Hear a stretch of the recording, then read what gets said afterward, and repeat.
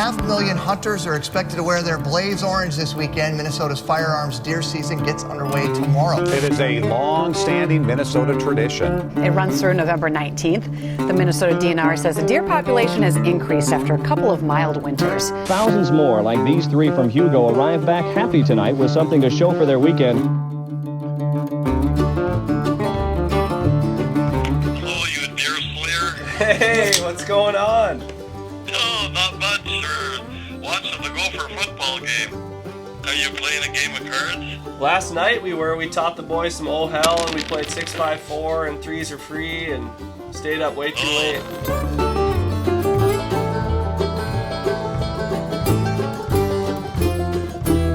So we are sort of positioned in it's almost on the edge of northwestern Minnesota. 4.5 hours from the Twin Cities, what we consider the hardwood region of the state. A ton of timber around, and it's a place that, I've been coming my whole life. My dad and grandpa built a cabin just down the way, came in on snowmobiles, decided they were going to get this chunk of ground. And we've been coming up here ever since. It's the first place I ever really spent true time in what we consider like the wild woods. It's rugged country, and the bugs are shitty in the summer, and it's cold as hell in the winter. In the fall, it can be pretty brutal, pretty cold, and certainly a rugged place. And it's a really good place to cut your teeth on how to hunt, how to fish, how to sort of live in the woods. It's special for me to just come and experience new country, but also to be able to come up here and see how Kevin grew up hunting and experience the tradition and really how special this cabin is for him and his family. People like to get together and socialize, and they have this really strong bond that's formed by hanging out with different generations of people. And when kids get included in that, when you're 12, 13 years old, and you get to go to deer camp for the first time with your dad, there's probably fewer things in life that are more special than that.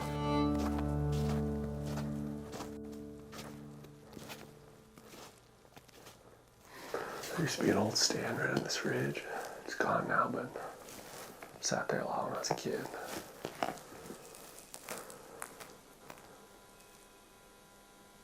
It's loud in here. That crispy snow.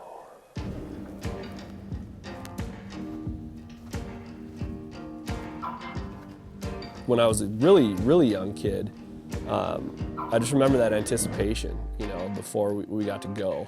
It was always an event to be able to join your first deer camp at 10 or 11. It's pretty awesome. And then when I was 10, I remember this, my mom and dad got me Garth Brooks tickets for my 10th birthday. And I was sitting here at this table.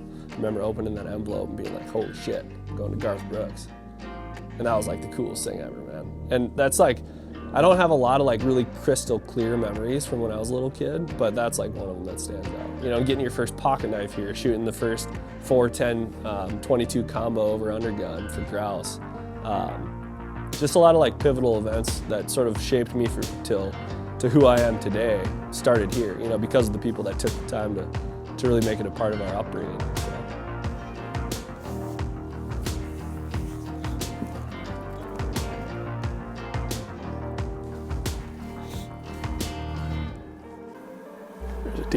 There's a deer.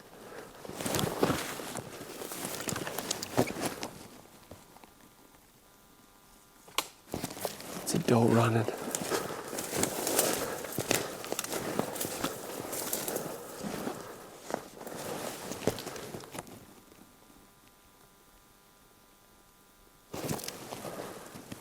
It's a doe. She went running into that timber.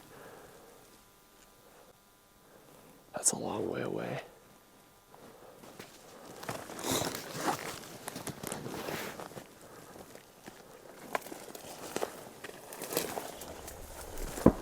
Nolan just shot that doe.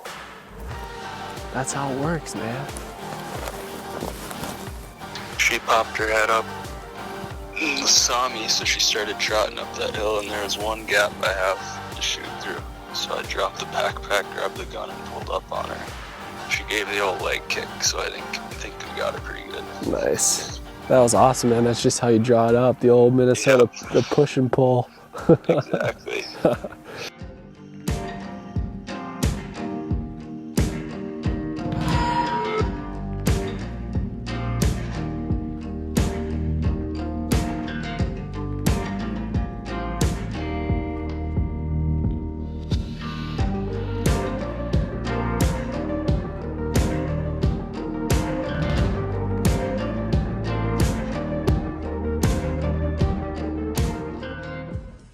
coming up here and getting away from hunting in people's backyards is really special. When I'm hunting in someone's backyard, I'm very connected still to the real world. To come to a place like this, where I'm not on my phone sending emails all morning long just waiting for deer to walk by, to disconnect from the world, to have the full experience of deer camp is really, really, really special and fun, and it's actually hunting. Oh yeah, Mega. dude, Mega slobber. that is a horse. She ran across a beaver dam. And I could hear like, what? I saw her, I put up. I was like, yeah. Safety was off though. Unless you're able or fortunate enough to like experience this with a family member to see what it's all about, I don't think a lot of people are getting into this. No. Like this isn't starting now, No. right? Yeah. And so I think that's really, really cool that you guys get to like pass the torch. The fact that you're able to go walk through the woods and like have a literal trip down memory lane. Yeah. Where you can go Certainly. to spots and be like, hey, like these pines were this tall when I was here. Yeah. Or like Yeah. for your dad to be able to stop and be like, your grandpa and his buddy shot a buck here and they did this or that or whatever. I mean, like, that's so cool. You can literally feel it. Yeah. You know? Yeah. It's really cool. People nowadays, I don't think they're willing to put in the work to come out. Yeah, the Airbnb build book this. has like the Wi-Fi pass around the Right, first page. You know, exactly. here's like, well, the shitter's out there. Right. It's like outhouse, we're out. I know that this place will be in our family forever, you know, and that's a cool thing to be able to have kids someday that you can say like, hey, this is where Grandpa shot that deer, or this is where Noli shot those 2 bucks in one day, or whatever it was. When you look around this place, it's not much, but it really is the coolest place in the world.